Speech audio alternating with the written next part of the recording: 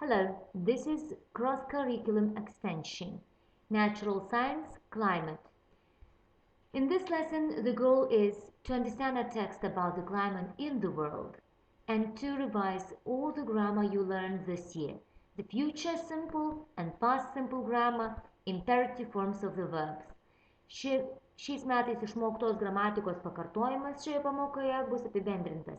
Būsimojo laiko paprastojo vartojimas, būtojo paprastojo laiko vartojimas ir liepiamosios nuosakos veiksmažodžių. So, the material is taken from the teacher's book. Medžiaga yra paimta iš mokytojų knygos, and you will have to understand those two words. Arid, sausas, sausringas. Monsoon, musonas arba lietų sezonas. The practical exercise you have to do, the 241 page, exercise 7.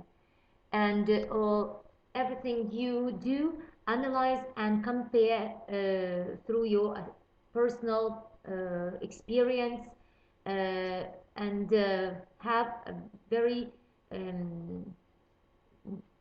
nice lesson, including your surroundings, and you maybe in taking your parents also to help you and have fun together.